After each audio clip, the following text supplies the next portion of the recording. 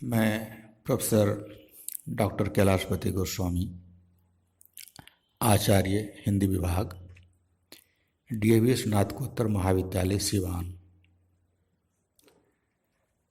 आज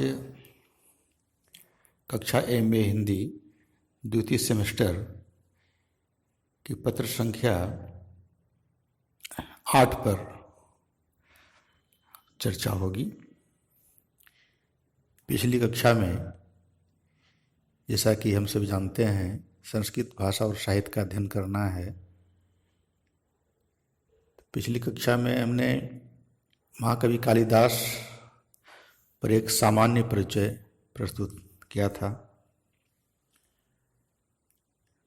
आज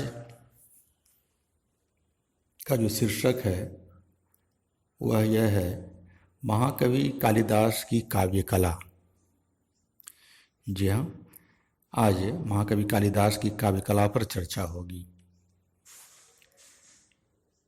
हमने उनकी काव्य कला पर चर्चा के लिए और छात्र छात्राओं के अध्ययन की सुविधा के लिए कुछ पॉइंट्स बिंदुवार हमने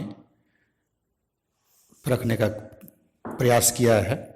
कुछ बिंदुओं को रखकर, सामने रखकर उनकी काव्य कला पर विचार करने का प्रयास किया है। जैसा कि हम सब जानते हैं, कालिदास महान विभूति हैं। इनकी तुलना शेक्सपियर से की जाती है। जहाँ तक कालिदास के काव्य का सवाल है, इनके काव्य की उत्कृष्टता के संबंध में बहुत सी युक्तियां देखने को मिलती हैं। सर्वप्रथम इन्हें कवि कुल गुरु एवं सरस्वती का विलास कहा गया है। भासो हासः कवि कुल गुरु कालिदासो विलास। अर्थात कालिदास को इस उक्ति में कवि कुल गुरु एवं सरस्वती का विलास कहा गया है। इसके अतिरिक्त वाण की एक उक्ति है कालिदास के संबंध में, वह भी बहुत प्रसिद्ध है। निर्गतासु न वा कस्य कालिदासस्य सूक्तिषु प्रीतिर्मधुर सांद्रासु मंजरीष्विव जायते। इसका तात्पर्य है कि कालिदास की कविता मधुमय मंजरियों की भांति हृदय रंजनी है।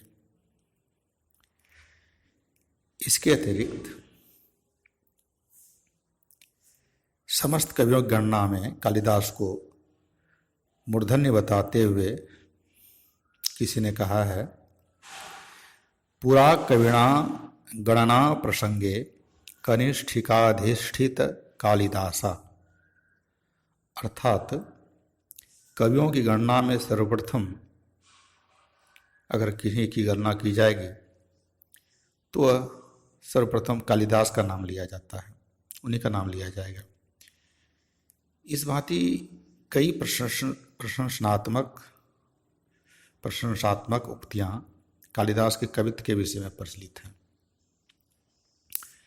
जो तीसरी बिंदु जो हमने रखा है वह है रस शैली का प्रयोग। कालिदास के पाठक उनकी काव्य कला का तो एक नमूना देखकर ही उनकी उक्तियों की सत्यता का अनुभव कर सकते हैं। महाकाव्य, गीति काव्य तथा नाटक सभी में उनकी प्रतिभा सर्वातिशायनी प्रतीत होती है। सूक्ष्माति सूक्ष्म भावों के रसमधुर चित्रण में तो कालिदास का कोई जोड़ ही नहीं है।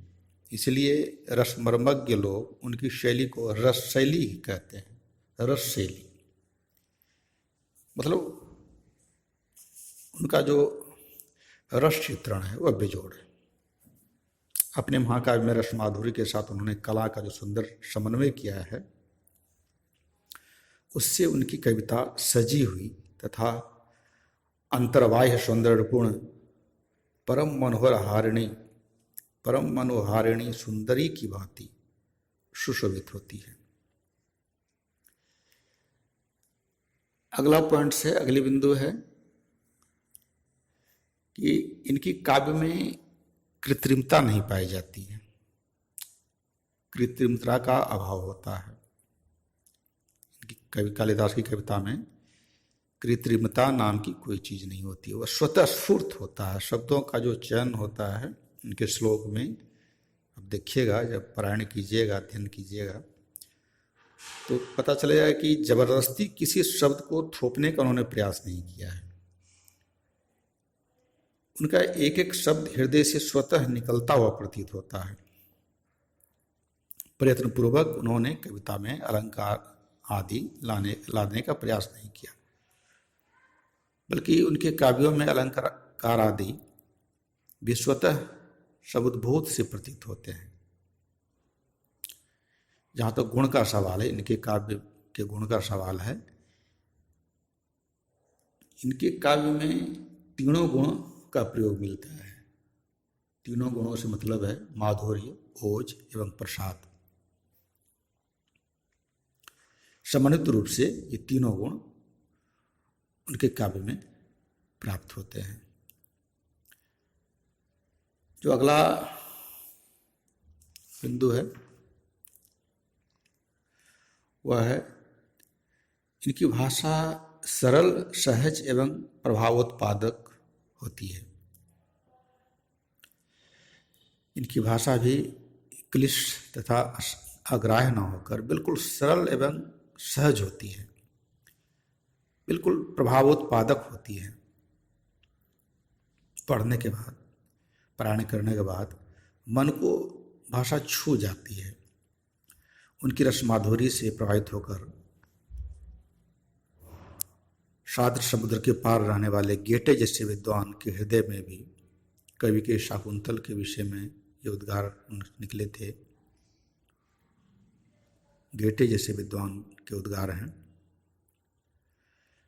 वासंतं कुसुमं फलं च युगपत् ग्रीष्मस्य सर्व च यत् यच्चान्यन्मनसो रसायनमत्तः संतर्पणं मोहनम् एकीभूतं भूतपुरोमथवा स्वर्लोक भूलोकयोः ऐश्वर्य यदि वांछसि प्रिय सखे शाकुंतलं सेव्यताम्। वास्तव में कालिदास की कविता में पृथ्वी एवं स्वर्ग का निखिल सौंदर्य एकीभूत हो गया है। अतः अपनी रस माधुरी, उदात्त भावनाओं, नैसर्गिकता, कलात्मकता, गीतिमयता एवं चित्रण शैली आदि के कारण कालिदास का काव्य अति सुंदर बन पड़ा है। आज इतना ही। कालिदास और उनकी रचना मेघदूतम, पूर्वमेघ, मेघ, पूर्वमेघ का अध्ययन हम लोग करेंगे अगली कक्षा में। आज इतना ही। धन्यवाद।